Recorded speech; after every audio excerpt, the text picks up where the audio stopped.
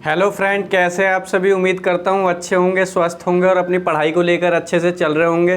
Welcome to our channel उपवन education. आज का जो हमारा लेक्चर रहेगा वो पॉलिटिकल साइंस का रहेगा, जिसमें हम कक्षा 12वीं का जो है चैप्टर 3 डिस्कशन कर रहे हैं, जिसका नाम क्या, समसामयिक दक्षिण एशिया।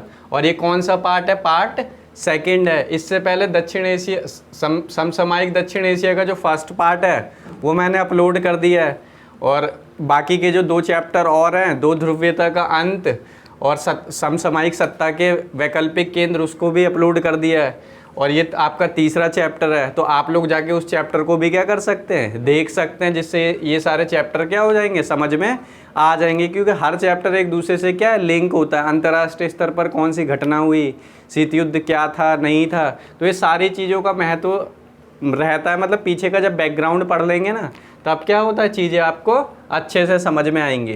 तो होता है ना, जैसे घर बनाना होता है तो घर के लिए सबसे पहले क्या करना पड़ता है, नीचे का जो बेस होता है उसको अच्छे से खड़ा करना पड़ता है। जब बेस को अच्छे से खड़ा कर लिया तो ऊपर की मंजिलें क्या हो जाती हैं, खुद ही बढ़िया हो जाता है। तो उसी तरीके से आपको भी पहले के चैप्टर या अपना बेस पे क्या कर लेनी चाहिए, कमांड बना लेनी चाहिए, जिससे कि क्या होगा, ये चैप्टर आपको अच्छे से समझ में आएगा। तो एक बार ओवरव्यू दे रहा हूँ कि दक्षिण एशिया में, वैसे मैंने बता दिया लेकिन फिर भी 5 मिनट 1-2 मिनट में दे देता हूँ। दक्षिण एशिया वाले में हमने क्या देखा था, हमने पहला पढ़ा था कि दक्षिण एशिया क्या है, जिसमें मैंने बताया था भारत, पाकिस्तान, भूटान, म्यांमार नहीं, बांग्लादेश, ठीक है ना, मालदीव, इन सबको क्या है रखा जाता है किसके अंतर्गत, दक्षिण एशिया के अंतर्गत। और जब तब क्या है उसमें म्यांमार को भी, अफ़गानिस्तान को भी, पाकिस्तान को भी, पाकिस्तान तो है ही, चाइना को भी उसमें शामिल कर लिया जाता है, लेकिन ये सारे उसके पार्ट नहीं है। और भौगोलिक दृष्टि से देखें तो उत्तर का हिमालय क्षेत्र, दक्षिण का हिंद महासागर, पूर्व का बंगाल की खाड़ी, पश्चिम का अरब सागर को मिलाकर क्या है, दक्षिण एशिया बनता है। और सब में हमने शासन प्रणालियाँ देखी थी। पाकिस्तान में कैसे सेना का शासन था, फिर कभी बेनज़ीर भुट्टो के नेतृत्व में क्या बन जाता है, वहाँ पे लोकतांत्रिक सरकार बन जाती है। नवाज शरीफ की भी लोकतांत्रिक होती है, लेकिन परवेज़ मुशर्रफ हटा देते हैं। याहिया खान का 1971 में क्या रोल होता है। अयूब खान कौन होते, पहले राष्ट्रपति होते पाकिस्तान के। फिर मालदीव में देखा था 1968 तक क्या था, सल्तनत काल था। फिर वहाँ पे बहुदलीय व्यवस्था आ गई, अध्यक्षात्मक प्रणाली आ गई, गणतंत्र व्यवस्था अपना लिया, ठीक है ना। फिर हमने पाकिस्तान का थोड़ा सा अध्ययन किया था। हमने देखा था पाकिस्तान में स्थायी लोकतंत्र क्यों नहीं आ पाया, क्योंकि यहाँ पे अभिजनों का, धर्मगुरुओं का, इन सब का क्या रहता है, प्रभुत्व रहता है। और राजनीतिक प्रक्रिया में ये लोग ज़्यादा विश्वास करते नहीं हैं। अंतर्राष्ट्रीय स्तर पर इन लोग को ज़्यादा सपोर्ट किया नहीं गया है। और अमेरिका और पश्चिमी मुल्कों ने समय समय पर क्या है, इसको सैनिक समर्थन का सहायता दिया। और भारत और पाकिस्तान की दोस्ती आप जानते हैं हमेशा खटासपूर्ण रहती है। तो इन सारे वजहों से क्या है, कभी भी कहाँ पर पाकिस्तान में लोकतंत्र स्थापित या स्थायी लोकतंत्र स्थापित नहीं हो पाया। लेकिन बाद में क्या होता है, 2008-9 के बाद या 2002 के बाद पाकिस्तान भी दिखाना चालू कर देता है कि नहीं, पाकिस्तान में भी क्या है, लोकतंत्र है, समय समय पर चुनाव करवाता रहता है। लेकिन असल में चीज़ क्या होती है, वहाँ पर आपको पता है सेना का ही शासन रहता है। और वर्तमान में मैंने बताया था शहबाज शरीफ क्या है, वहाँ पर प्रधानमंत्री है वहाँ के। तो जो आज हम डिस्कस करेंगे, नेपाल में राजतंत्र और लोकतंत्र, मतलब पूरी कहानी एक तरीके से आपको पॉलिटिकल डेवलपमेंट पढ़ना है, लेकिन पढ़ेंगे तो मज़ा आएगा कि नेपाल में राजतंत्र और लोकतंत्र पढ़ेंगे। उसके बाद हम देखेंगे श्रीलंका में जातीय संघर्ष क्या है। उसके बाद हम देखेंगे श्रीलंका में संकट के बावजूद भी विकास कैसे होने लगा, कि श्रीलंका में इतना लड़ाई झगड़ा चल रहा है लेकिन उसके बावजूद भी विकास हो रहा है। उसके बाद हम देखेंगे भारत पाकिस्तान के बीच संघर्ष। तो आइए बिना किसी देरी के हम स्टार्ट करते हैं।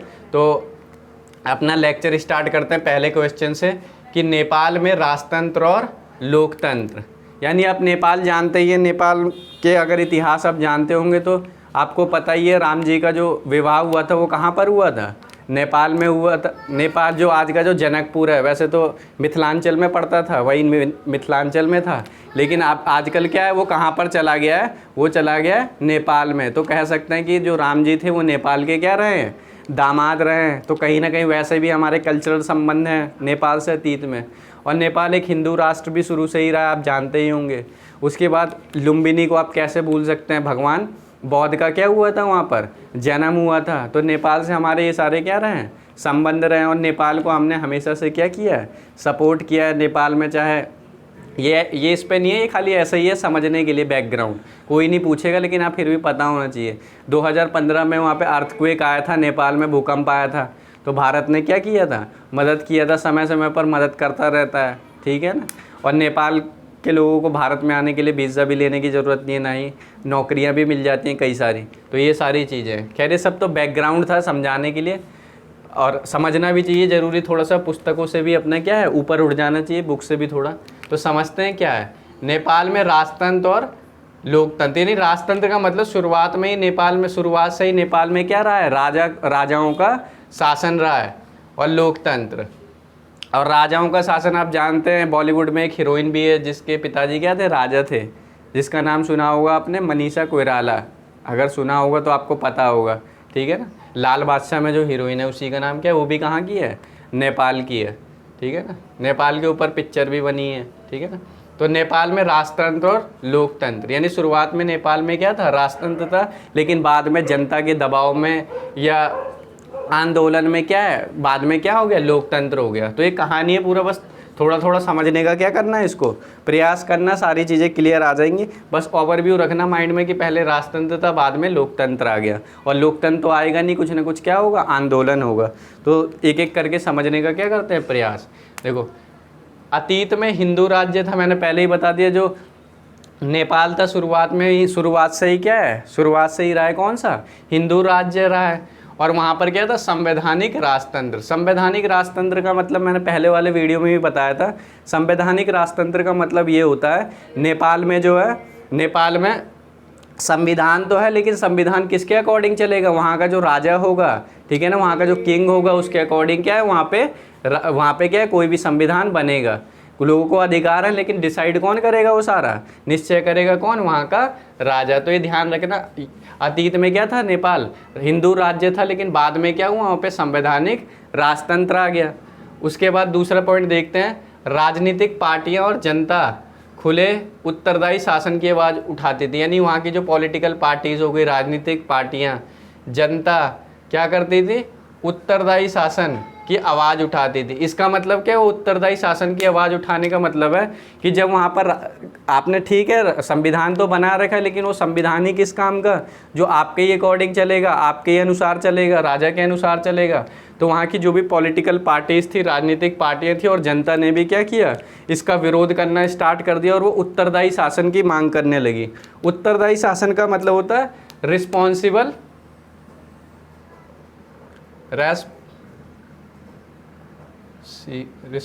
गवर्नमेंट, ठीक है ना। गवर्नमेंट बोल दीजिए, गवर्नेंस बोल दीजिए, जो भी है, ठीक है ना। तो इतना समझना, रिस्पॉन्सिबल गवर्नेंस का मतलब क्या होता है, या गवर्नमेंट का मतलब क्या होता है, कि जो भी सत्ता में जाकर बैठेगा, जो भी सत्ता में जाकर बैठेगा, तो उसका कर्तव्य होगा कि वो क्या है, लोगों को जवाब दे। लोगों को जवाब देने का मतलब क्या है, कि अगर कुछ गलत काम होता है, लोग उसके बारे में पूछते हैं, तो उसके लिए क्या होना चाहिए आपको, उत्तरदायी शासन। जैसे भारत में जो है लोकसभा जो है संसद के प्रति उत्तरदायी, ये देखते होंगे ना, जो संसद टीवी का है, संसद का सत्र चल रहा होता है, तो वहाँ पर विपक्ष वाले सवाल पूछते हैं, ये वो, तो क्या है, उनको जवाब भी देना पड़ता है। तो उत्तरदायी शासन ये नहीं कि आपने जो मर्जी अपने हिसाब से कर लिया गया, आपको क्या करना पड़ेगा, उसका जवाब भी देना पड़ेगा। तो किस चीज़ की मांग करने लगे वो लोग, राजनीतिक पार्टियां और जनता खुले और उत्तरदायी शासन की आवाज़ उठाने लगी। जब आवाज़ उठाने लगी तो कहीं ना कहीं क्या होगा, कहीं ना कहीं क्या चलेगा, आंदोलन चलेगा। तो आंदोलन होता है 1990 के दशक में, क्या होता है, आंदोलन चलता है।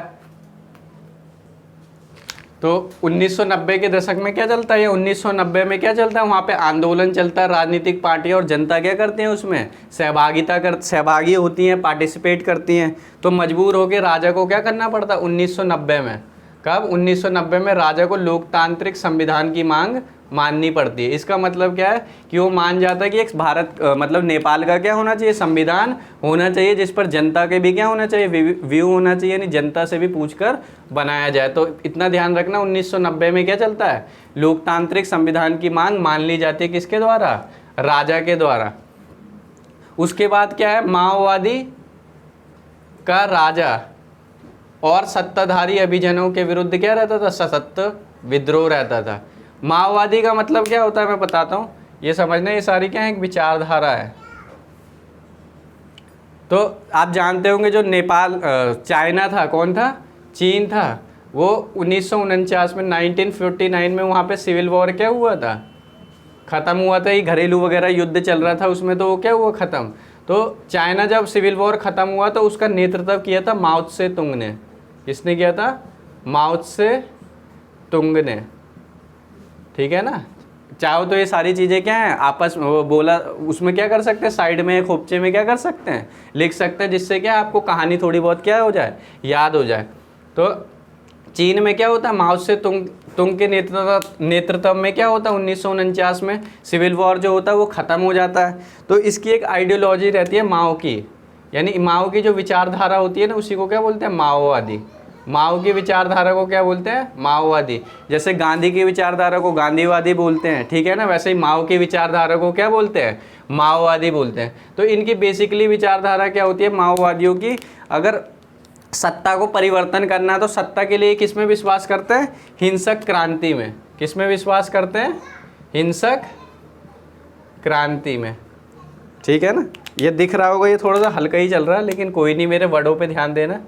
किस में विश्वास करते हैं, हिंसक क्रांति में ये लोग क्या करते हैं, विश्वास करते हैं। तो माओवादियों का मानना है सरकार ऐसे तो मानेगी नहीं, हिंसा से क्या है, उनको हटाना पड़ेगा। तो ये जो माओवाद का असर केवल चाइना तक ही नहीं रहा, ये कहाँ पर चला गया, ये चला गया आपका नेपाल में भी चला गया। तो माओवादी क्या करते थे, वहाँ के जो राजा होते थे, और वहाँ के जो कौन होते थे, राजा होते थे, और वहाँ के कौन होते थे, सत्ताधारी, अभिजन के विरुद्ध क्या करते, सशस्त्र संघर्ष। सशस्त्र संघर्ष का मतलब लड़ाई झगड़ा करते थे उनसे, ठीक है ना। और कौन सा युद्ध करते थे, गुरिल्ला युद्ध। गुरिल्ला युद्ध का मतलब ये युद्ध की क्या होती है, एक पद्धति होती है। गुरिल्ला युद्ध जो है, युद्ध की एक पद्धति होती है। इसमें क्या होता है, छिप छिप कर वार किया जाता है। जैसे आपने बहुत सारी मूवियाँ देखी होंगी, कभी पत्थरों के पीछे छुप गए, कभी रात में छुप गए कहीं पर, यानी छुप छुप के जो वार करते हैं उसी को क्या बोलते हैं, गुरिल्ला युद्ध। एक तरीके से छापेमार पद्धति या युद्ध भी बोलते हैं इसको। तो माओवादी कौन सा युद्ध करते थे, गुरिल्ला युद्ध करते थे। और राजा की सेना और माओवादियों के बीच क्या है, हमेशा युद्ध की स्थिति बनी रहती थी, ध्यान रखना, ठीक है ना। इसको मैं मिटा देता हूँ यहाँ से, ठीक है ना, तो अभी मिटा दूंगा। माओवादी राजा और सत्ताधारी अभिजनों के विरुद्ध सशस्त्र विद्रोह हुआ, गुरिल्ला युद्ध, क्योंकि कोई भी सरकार आसानी से तो मानेगी नहीं। भारत भी आज़ाद हुआ, ठीक है, अहिंसक आंदोलन कहीं ना कहीं बहुत था, लेकिन कहीं ना कहीं भी उसके पीछे भी क्या है, हिंसा का विचार, या कह लीजिए अंग्रेजों के मन में भी थोड़ा बहुत क्या है, डर वगैरह आ गया था। खैर वहाँ नहीं जाना, बस इतना समझ लेना। 2002 में संसद भंग हो जाती है। क्या हो जाता है, ये सारी कहानी चल रहा है, बस एक दो बार पढ़ लेना। 2002 में राजा के द्वारा संसद को क्या कर दिया जाता है, भंग। संसद को भंग करने का ये मतलब नहीं है संसद को जाकर छैनी हथौड़े या किसी से जाकर संसद को तोड़ दिया। संसद भंग होने का मतलब है संसद का सत्र खत्म कर दिया, यानी अब वहाँ से क्या, सरकार ने इस्तीफा दे दिया, ये सारी चीज़ें। तो राजा ने बंद कर दिया, भंग कर दिया। तो जब राजा ने भंग कर दिया उसको, तो इसका मतलब संविधान बन ही नहीं पाएगा, फिर से आंदोलन चलता रहता है, लंबे समय तक आंदोलन चलता रहता है, ठीक है ना। माओवादी भी होते हैं उसमें, सत्ताधारी माओवादी भी होते हैं, लोग भी होते हैं, ठीक है ना। तो इन सब के नेतृत्व में क्या होता है, आंदोलन चलता रहता है। फिर क्या होता है, जब आंदोलन बहुत तेज हो जाता है तो राजा को फिर से संसद को क्या करना पड़ता है, बहाल करना पड़ता है। यानी वहाँ के एक राजा होते हैं ज्ञानेंद्र को संसद को बहाल, यानी दोबारा से संसद का क्या है, चुनाव करवाना पड़ता है। और ये जो संसद जो बहाल होती है वो होती है किसके नेतृत्व में, 7 दलों का गठबंधन। किसका होता है, 7 दलों का गठबंधन, यानी कोई अकेला व्यक्ति या अकेला समूह तो नहीं करवा पाएगा, उसके लिए क्या है, बहुत सारी पार्टियों की भी क्या रहती है, आवश्यकता रहती है।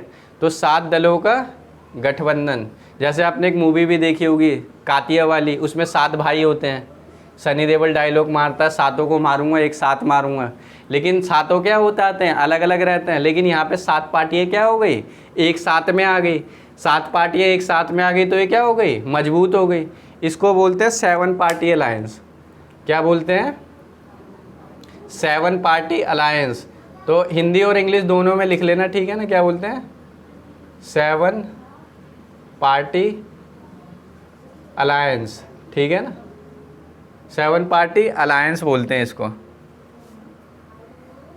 ठीक है ना। तो 7 पार्टी अलायंस 7 दलों का गठबंधन आपस में क्या हो जाता है, मिल जाता है। और ऊपर से कौन होते हैं, माओवादी होते ही हैं जो सत्ता में परिवर्तन करना चाहते हैं, ठीक है ना। उसके बाद कुछ सामाजिक कार्यकर्ता भी होते हैं, यानी बहुत सारे ऐसे भी लोग होते हैं जो चाहते हैं कि नहीं, राजा का जो शासन है वो ख़त्म हो और क्या है, लोकतंत्र वहाँ पर क्या हो, बहाल हो।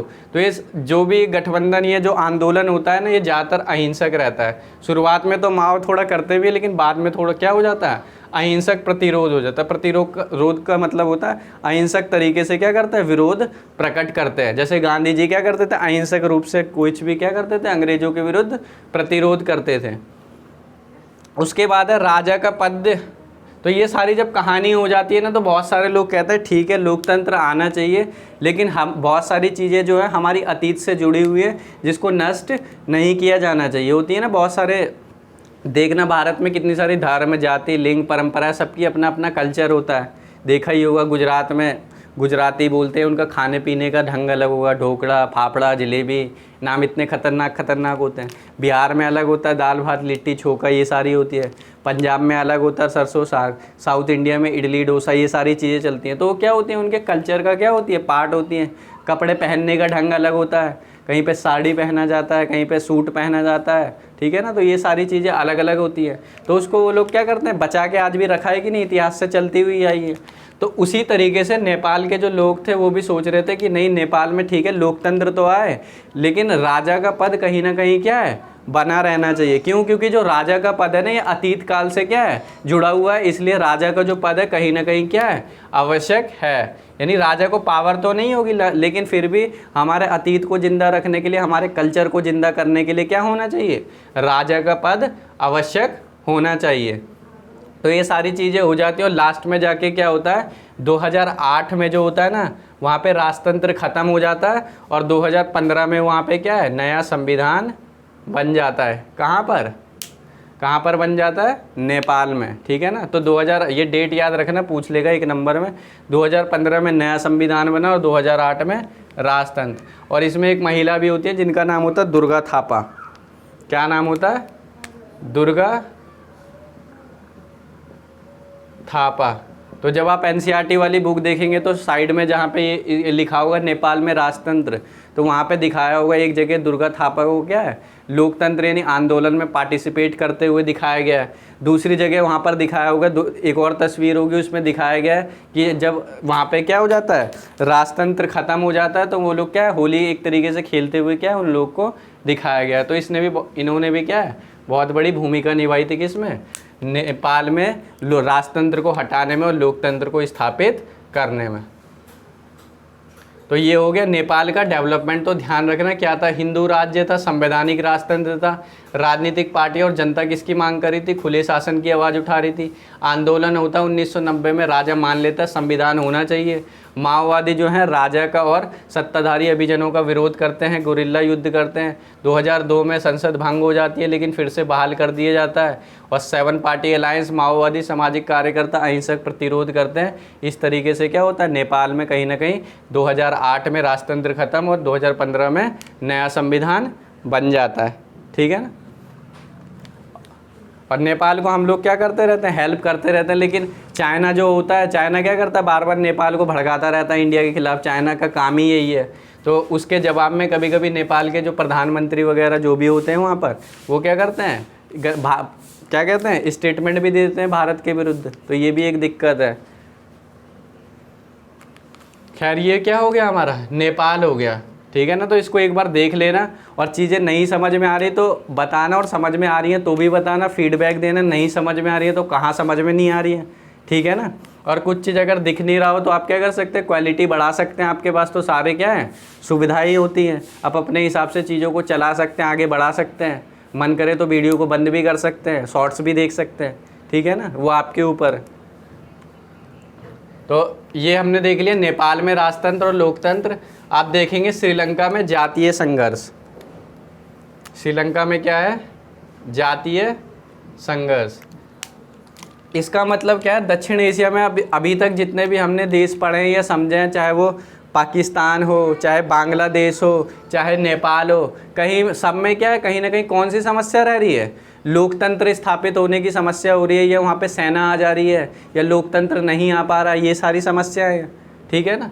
लेकिन श्रीलंका में ना ही लोकतंत्र की समस्या थी, ना ही कुछ की समस्या थी, वहाँ पे जातीय संघर्ष की समस्या थी। किस चीज़ की समस्या थी? जातीय संघर्ष। जाति का मतलब यहाँ पर ये नहीं है जाति का संघर्ष ऊंची जाति बड़ी जाति, या फिर जैसे हिंदुओं में या मुस्लिमों में जिस भी कास्ट में होता है, ठीक है ना, ब्राह्मण क्षत्रिय वैसे ये सारी चीज़ें नहीं, कि कोई कुम्हार है, चमार है, भंगी है, डोम दुसाद, उससे नहीं। यहाँ पे जाति का संबंध जो है दो गुटों से या दो कम्युनिटी से बोल लीजिए। तो श्रीलंका को जो शुरुआत में जो बोला जाता था, जब श्रीलंका जो आज़ाद हुआ था 1948 में, क्या हुआ था? श्रीलंका आज़ाद हुआ था। तो उन दिनों श्रीलंका को क्या बोला जाता था? सिलोन बोला जाता था। क्या बोला जाता था? सिलोन। ध्यान रखना, लिखी हुई हैं चीज़ें, मैं बता दूंगा, सुन लो वैसे ही। तो सिलोन बोला जाता था श्रीलंका को। तो शुरुआत में जातीय संघर्ष चल रहा था, यानी लोकतंत्र की भी समस्या नहीं थी। कौन सी समस्या थी? जातीय संघर्ष।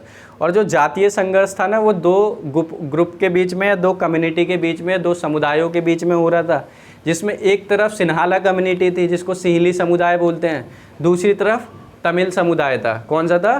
तमिल कम्युनिटी थी। तमिल कम्युनिटी का मतलब क्या है कि शुरुआत में जब अंग्रेज भारत में आए थे तो वो क्या करते थे? भारत के मज़दूरों को कहाँ ले जाते थे? वहाँ श्रीलंका में गन्ने की खेती करवाने के लिए, मजदूरी करवाने के लिए वहाँ पर ले जाते थे।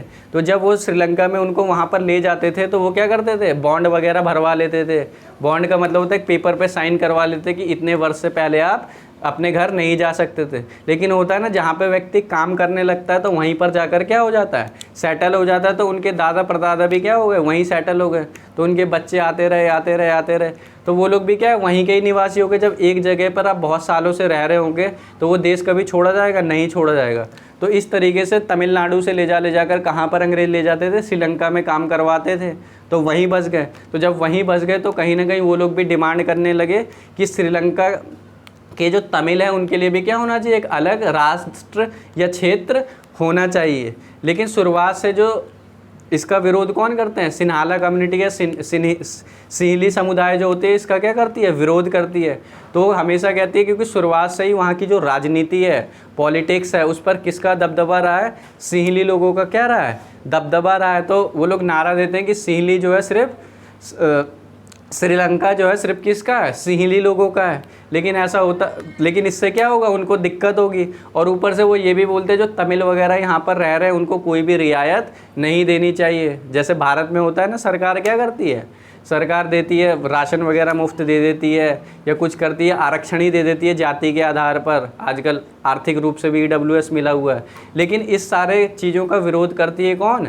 ये लोग। कौन? सिंहली समुदाय के लोग इसका क्या करते हैं? विरोध करते हैं।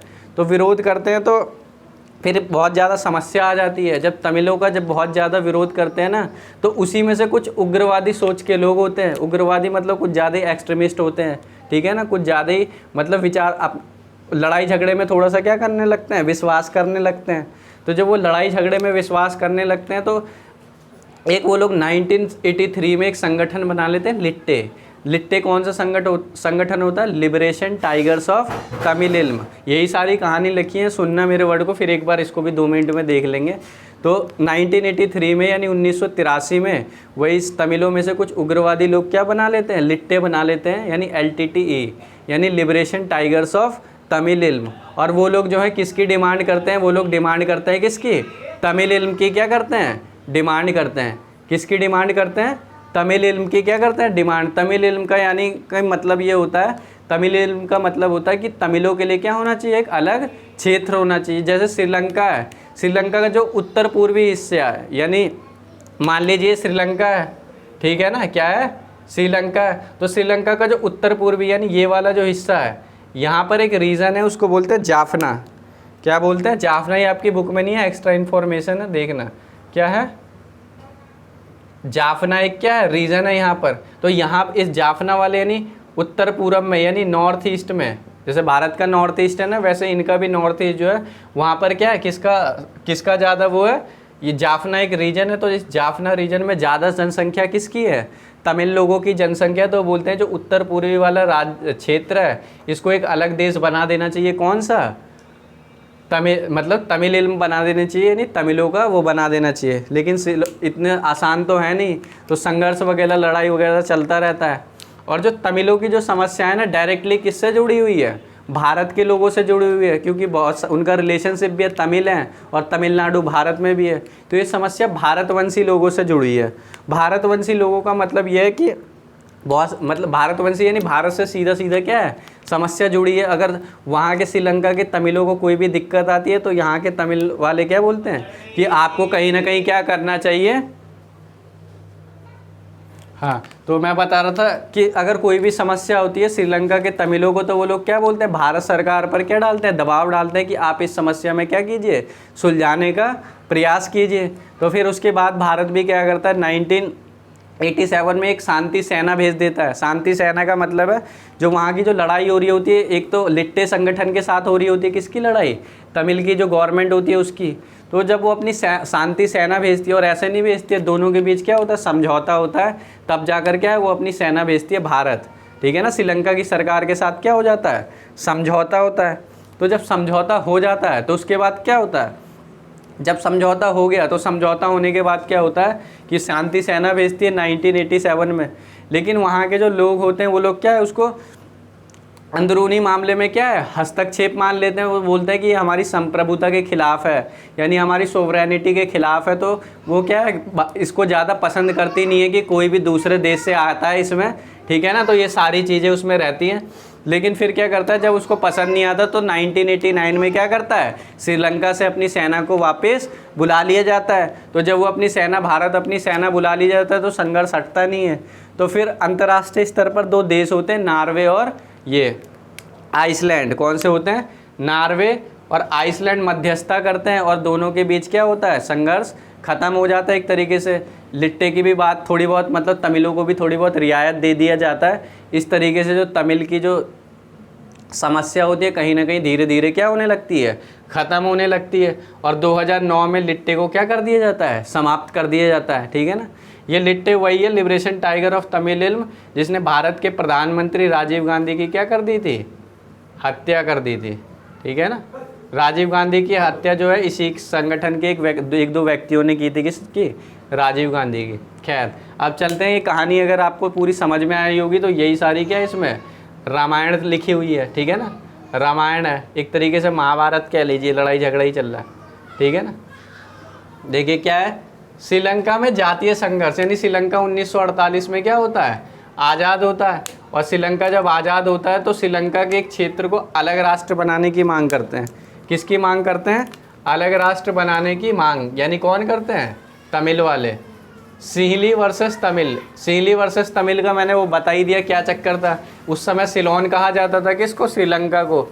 और श्रीलंका सिर्फ सिंहली लोगों का है और इनको कोई भी रियायत नहीं देनी चाहिए, यानी सिंहली लोग बोलते हैं श्रीलंका सिर्फ सिंहली लोगों का है, कोई भी इनको रियायत नहीं देनी चाहिए। तब इससे नाराज़ होकर तमिल के ही कुछ लोग क्या हो जाते हैं, तमिल समुदाय के लोग एक संगठन बना लेते हैं, कौन सा, लिबरेशन टाइगर्स ऑफ तमिल इल्म, ठीक है ना। अगर ये हल्का दिख रहा हो तो मेरे वर्डिंग जरूर सुन लेना, लिबरेशन टाइगर्स ऑफ तमिल इल्म, ठीक है ना, यानी लिट्टे बोलते हैं इसको। और इनकी डिमांड क्या रहती है, तमिल इल्म की इनकी क्या रहती है डिमांड। तमिल इल्म की डिमांड होने का मतलब है तमिलों के लिए क्या कर देना चाहिए, तमिलों के लिए एक अलग राष्ट्र, कौन सा है, अलग राष्ट्र बना देना चाहिए। तमिलों के लिए एक अलग राष्ट्र कहाँ पे, उत्तर पूरब। उत्तर पूरब में कौन सा रीजन है, जाफना, ठीक है ना। इसको क्या कर देना चाहिए, तमिलों के लिए अलग बना देना चाहिए। और ये सारी समस्याएं किससे जुड़ी हुई है, भारतवंशी लोगों से जुड़ी है। तथा भारत सरकार द्वारा समय समय पर बातचीत भी किया जाता है।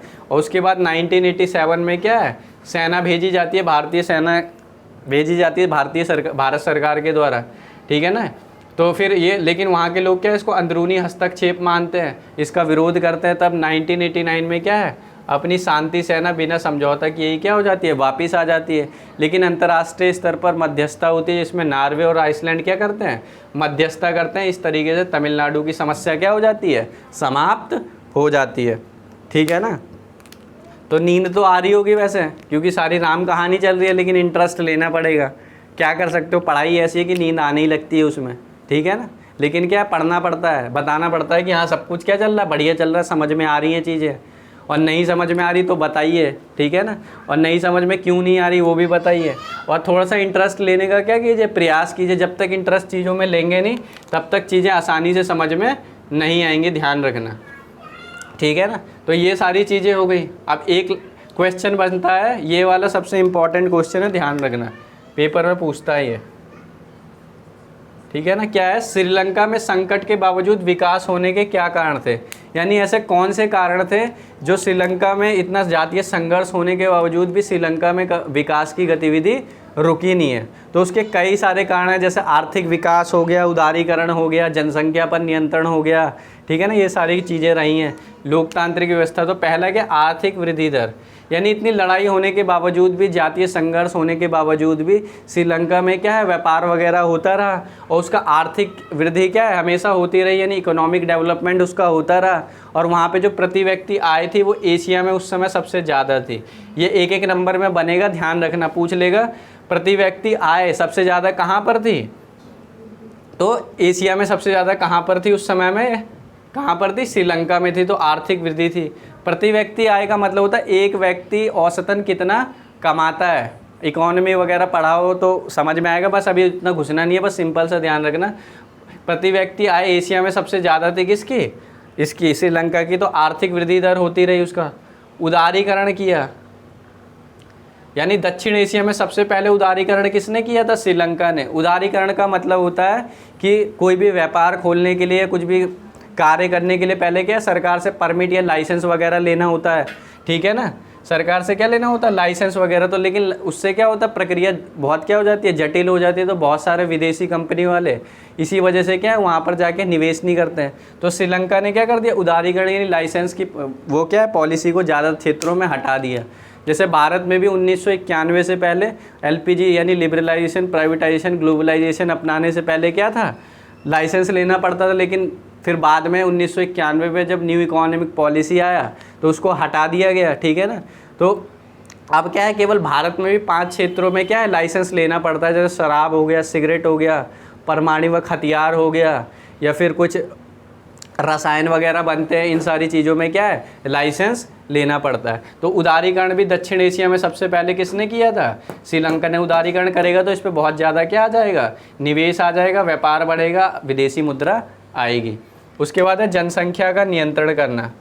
आप जानते ही हैं भारत क्या है, किसी भी चीज़ में आगे होना हो, लेकिन जनसंख्या वृद्धि में क्या है, नंबर 1 पर है। तो कॉन्ग्रेचुलेशंस भी कर रहे थे कुछ बंदे की, ठीक है, हो गया तो ठीक है ना। तो इस पे चाइना थोड़ा सा क्रुद्ध हो गया था। तो चाइना ने बोला भारत के पास केवल क्या है, जनसंख्या है, लेकिन चाइना की जो जनसंख्या है स्किल्ड जनसंख्या है, स्किल्ड जनसंख्या, ठीक है ना। कौन सी है, स्किल्ड जनसंख्या। यानी उसने बोला India has a quantitative population but China has a qualitative population, यानी चाइना की पॉपुलेशन क्या है, कौशल है, ठीक है ना। तो ध्यान रखना कि भारत क्या है, नंबर 1 पर आ गया, इसलिए विकास की भी कहीं ना कहीं गतिविधियां क्या है, रुकी रहती हैं। तो जनसंख्या नियंत्रण हो गया, ठीक है ना। तो और विकासशील देशों में सबसे पहले जनसंख्या नियंत्रण किसने किया था, इसी ने ही किया था। उसके बाद इतनी सारी उथक पटक हो गई, लेकिन उसके बावजूद भी श्रीलंका में कभी भी लोकतंत्र की व्यवस्था गई नहीं। हमेशा वहाँ पे क्या है, श्रीलंका में लोकतंत्र स्थापित रहा है। तो ये तमाम कारण रहे हैं जिसके वजह से क्या है, श्रीलंका में संकट के बावजूद भी उसका विकास होता रहा। ध्यान रखना, आर्थिक विकास, उदारीकरण, जनसंख्या नियंत्रण और लोकतांत्रिक व्यवस्था, ठीक है ना। एक क्वेश्चन और बचा है छोटा सा, इसको भी डिस्कस कर लेते हैं। भारत और पाकिस्तान के बीच संबंध, ठीक है ना। आप जानते हैं कितने मधुर संबंध है, ठीक है ना, प्रेमी और प्रेमिका वाले संबंध है भारत और पाकिस्तान के बीच, ठीक है ना। हमेशा लड़ाई झगड़ा होता ही रहता है। मान लीजिए भारत क्या है, प्रेमी है, यानी क्या है, भारत बॉयफ्रेंड हो गया और पाकिस्तान क्या हो गई, गर्लफ्रेंड हो गई। तो इनके बीच नोक-झोंक चलती रहती है, लेकिन एक दूसरे को छोड़ा नहीं जा सकता, तो चलता रहता है। देखते हैं सबसे पहले क्या है, कश्मीर का मसला। क्या है, कश्मीर का मसला। आप जानते हैं कश्मीर को लेकर दोनों के बीच क्या होती रहती है, लड़ाई। जैसे होता है ना कि लड़का लड़की के बीच लड़ाई होती रहती है, वैसे ही कश्मीर का मसला भी इन दोनों के बीच का क्या है, मुद्दा है। 1948 में लड़ाई हुई, कोई परिणाम नहीं निकला। 1965 में भी युद्ध होता है फिर भी कुछ नहीं हुआ, 1971 में भी युद्ध होता है कुछ नहीं होता है, फिर अभी उड़ी में हमला हुआ था जो उड़ी में स्ट्राइक भी कर दिया था, ठीक है ना। तो ये सारे उधर क्या है, लड़ाई झगड़ा चलता रहता है। और पाकिस्तान जो है हमेशा यहाँ पे क्या है, जब भारत 1946-47 में जब भारत आज़ाद हुआ तो क्या किया उनने, अपने घुसपैठिए भेज दिए कहाँ पर, कश्मीर में 1948 में। तो ऐसे ही लड़ाई झगड़ा करते रहते हैं। लेकिन 1948 में जब घुसपैठिए आए थे कहाँ पर, यहाँ पर कश्मीर में, तो कश्मीर जो है 2 भागों में बट गया। कश्मीर किस में बट गया, 2 भागों में बट गया। एक भाग क्या है, पीओके। पीओके का मतलब क्या है, पीओके का मतलब होता है, ये चलता भी नहीं है आजकल तो, ठीक है ना, लेकिन चला देंगे, कुछ ना कुछ तो चेंजेस करेंगे। ये क्या है, पीओके यानी पाक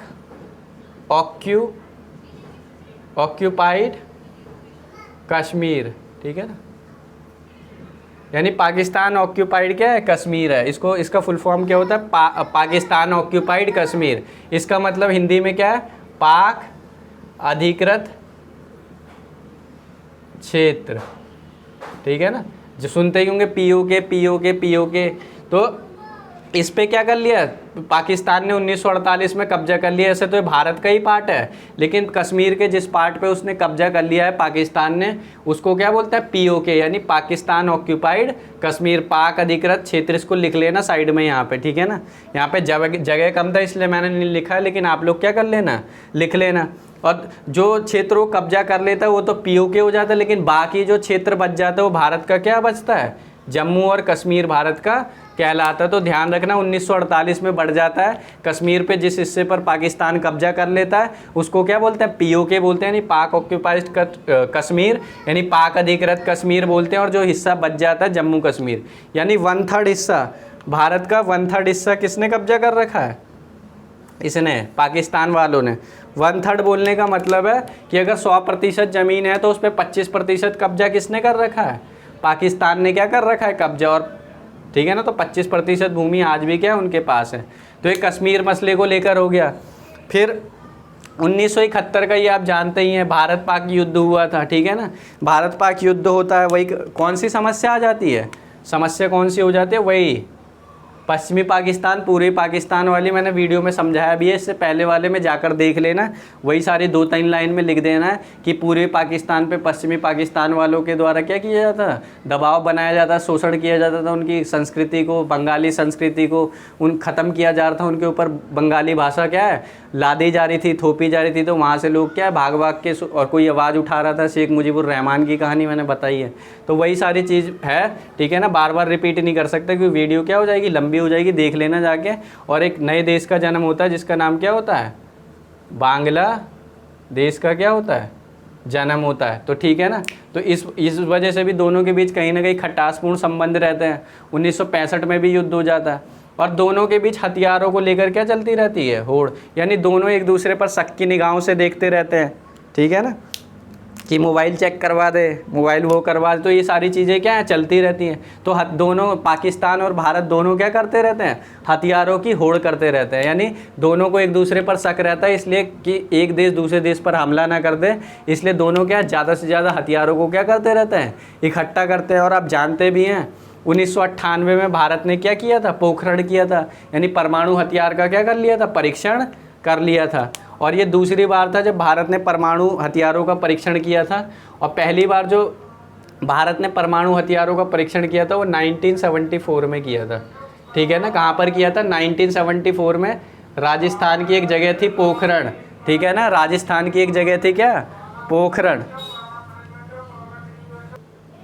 हाँ, तो 1974 में हुआ था जब इंदिरा गांधी की सरकार थी। कहाँ पर हुआ था, राजस्थान का एक क्षेत्र है पोखरण, वहाँ पर क्या हुआ था, परीक्षण हुआ था, परमाणु परीक्षण हुआ था, जिसको किस नाम से जानते हैं, इस्माइली बुद्धा, ठीक है ना, इस्माइली बुद्धा के नाम से क्या उसको जानते हैं। तो ये सब खाली एक्स्ट्रा इन्फॉर्मेशन है, चाहो तो समझ भी सकते हो, ठीक है ना। और फिर 1998 में अटल बिहारी वाजपेयी की सरकार में भी हुआ था, ठीक है ना, परमाणु परीक्षण। लेकिन भारत कैसे पीछे रह जाता, भारत ने भी क्या किया, सॉरी भारत नहीं, भारत ने तो कर ही लिया था, पाकिस्तान कैसे पीछे रह जाता लड़ाई झगड़े में, उसको तो मतलब नेगेटिव वे में नहीं, लेकिन हाँ ठीक है। तो लड़ाई झगड़ा वहाँ पर चलता ही रहता है। ऐसा नहीं कि वहाँ के लोग ख़राब होते हैं, जो बना दिया जाता है, लोग तो बढ़िया ही होते हैं। वो तो सेना अपना दबदबा बनाने के लिए कहीं ना कहीं उसको बढ़ावा देती रहती है, लड़ाई झगड़े को, वोट बैंकिंग के लिए। भारत पाकिस्तान में युद्ध देखना, भी इलेक्शन आ जाएगा तो कहीं ना कहीं कौन सा मुद्दा बीच में ला देंगे वो लोग, पाकिस्तान का मुद्दा ला देंगे। तो ये सारी चीज़ें आती रहती हैं।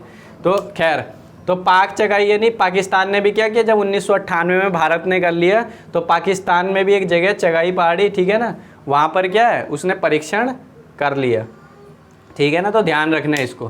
तो ये 3 मुद्दे हो गए, बहुत सारे मुद्दे हैं लेकिन बुक के हिसाब से मैं इतना ही बता रहा हूँ, ठीक है ना। उसके बाद चौथा हो गया आपका भारत द्वारा पाकिस्तान पर आरोप लगाना है। भारत द्वारा पाकिस्तान पर आरोप लगाना है, यानी जैसे लड़का है वो लड़के पे क्या लगा रहा है, आरोप लगा रहा है, आप ये चीज़ें करती हो। तो इसका मतलब क्या, पहला आरोप क्या लगाता है कि कश्मीरी उग्रवादियों को हथियार देना, प्रशिक्षण, धन देना।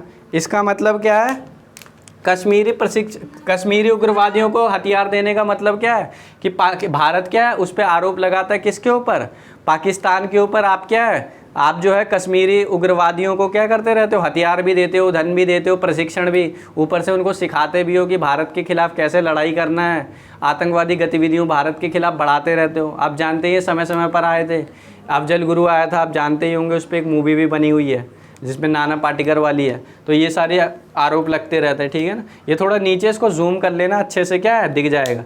उसके बाद क्या है, 1985 से 95 में खालिस्तानियों को हथियार।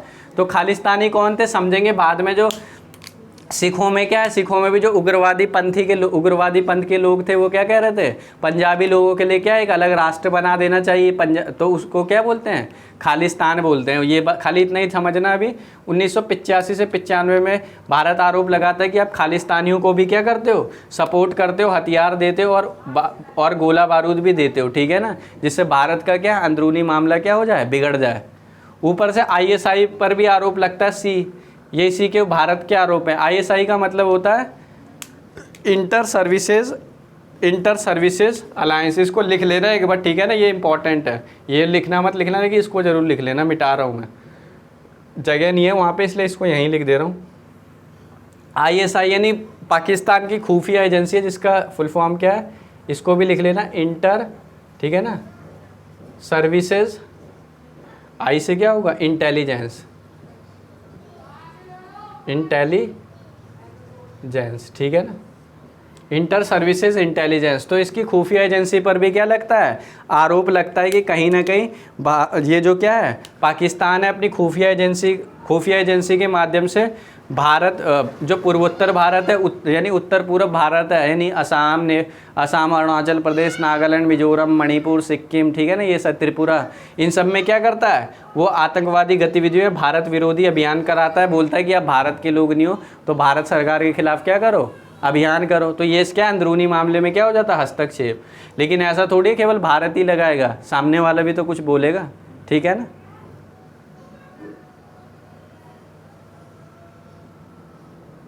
अब देखते हैं पाकिस्तान भी कुछ आरोप लगाता है। पाकिस्तान जो है भारत की जो खुफिया एजेंसी है, रॉ है, आप जानते होंगे। रॉ का भी फुल फॉर्म लिख देता हूँ मैं यहाँ पे, ये आप लिख लेना, ठीक है ना, लिख लो, अभी मिटा रहा हूँ मैं इसको, ठीक है, इंटर सर्विसेज इंटेलिजेंस। और भारत की जो खुफिया एजेंसी एक IB है, ठीक है ना, इंफॉर्मेशन ब्यूरो, और एक रॉ है। रॉ का मतलब क्या हो गया, रिसर्च, ठीक है ना, एंड ठीक है ना, एनालिसिस विंग। रॉ की फुल फॉर्म होती है रिसर्च एंड एनालिसिस विंग। देख लेना, यही वैसे फुल फॉर्म है मेरे हिसाब से, लेकिन फिर भी आप एक बार कंफर्म कर लेना, क्योंकि यही होगी, ठीक है ना, एक बार फिर भी आप देख लेना। तो पाकिस्तान भी आरोप लगाता है किस पे, भारत की खुफिया एजेंसी पे आरोप लगाता है कि आपकी जो रॉ है, हमारा जो सिंधु और बलूचिस्तान वाला क्षेत्र है, कौन सा, सिंधु और बलूचिस्तान वाले क्षेत्रों में क्या है, भड़काया जाता है कि आप क्या है, पाकिस्तान से अलग हो जाओ, ये सारी। तो ये भी पाकिस्तान आरोप लगाता है। ऊपर से नदी जल बंटवारे को लेकर भी क्या है, भारत पाकिस्तान में युद्ध रहता है। तो पाकिस्तान या दक्षिण एशिया के जितने भी देश हैं ना, भारत पे आरोप लगाते हैं कि वो एक दादा की भूमिका निभाता है। जैसे होता है ना, क्योंकि भारत की जब भौगोलिक स्थिति देखोगे तो भारत दक्षिण एशिया में सबसे केंद्र में आता है, उसके आजू बाजू में क्या है, सारे देश आते हैं। तो इसलिए हर देश क्या है, भारत पर एक आरोप लगाता है कि भारत कहीं ना कहीं क्या है, इलाके के दादा की तरह क्या है, भूमिका निभाता है। जैसे हर इलाके में एक दादा होता है ना, वैसे ही दक्षिण एशिया वाले भी क्या बोलते हैं कि भारत भी एक इलाके के दादा की तरह क्या है, भूमिका निभाता है। तो नदी जल विवाद होता है दोनों के बीच।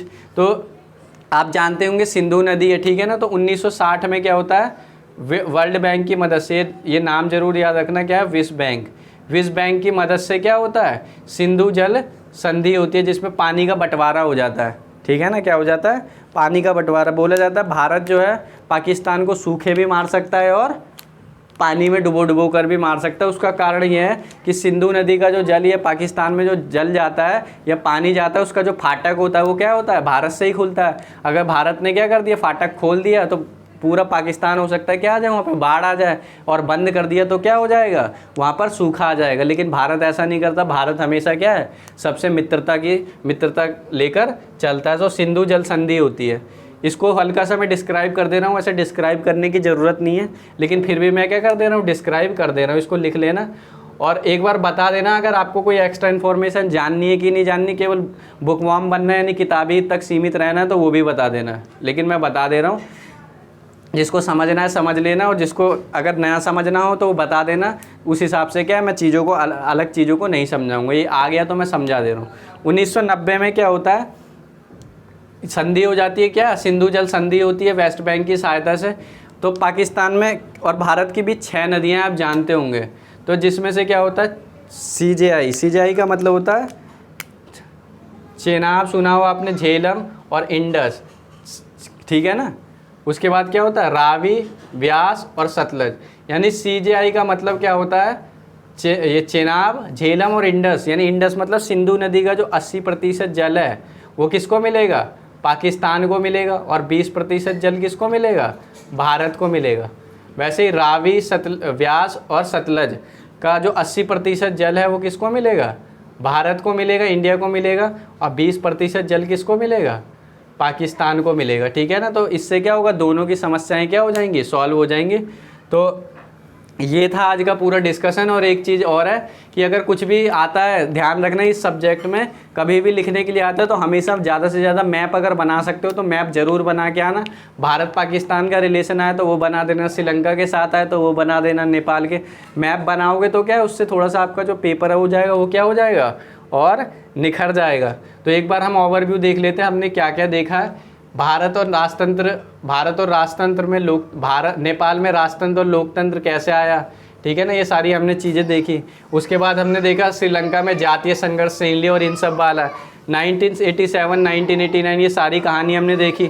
श्रीलंका में संकट के बावजूद विकास कैसे हुआ, आर्थिक वृद्धि, उदारीकरण, जनसंख्या नियंत्रण, लोकतांत्रिक व्यवहार कायम करना। भारत पाकिस्तान के बीच संघर्ष, और भारत पाकिस्तान के बीच संघर्ष समझा। कश्मीर मसला 1971, भारत पाक युद्ध, हथियारों की होड़ देखी। भारत द्वारा पाकिस्तान पर क्या आरोप लगाया जाता है, कश्मीरी उग्रवाद, हथियार प्रशिक्षण, धन देते हैं। खालिस्तान में विरोधी गतिविधियों को बढ़ावा।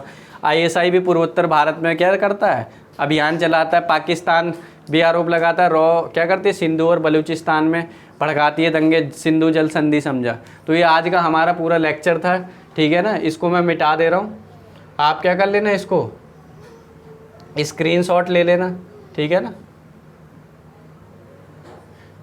इससे क्या है, वैसे तो चीज़ें लिखोगे, इसको देख लोगे और एक बार NCERT की बुक पढ़ लोगे तो समझ में आपको आ जाएगा क्या पढ़ाया जा रहा है, क्या नहीं पढ़ाया जा रहा है, ठीक है ना। तो मैं हट जा रहा हूँ, इसको स्क्रीनशॉट ले लेना। और पसंद आए तो लाइक करिए, ना पसंद आए तो डिसलाइक करिए। क्यों पसंद नहीं आ रहा वो बताइए, कमेंट कीजिए, और ज़्यादा से ज़्यादा क्या करिए, शेयर करिए और अपने दोस्तों में फैलाइए, और सब्सक्राइब करिए चैनल को। इससे क्या होगा, आप पे नोटिफिकेशन आ जाएगी, आप अच्छे से समझ लेंगे। तो आज के लिए इतना ही लेक्चर रखते हैं। Thank you and keep smiling. आप स्क्रीनशॉट ले लें।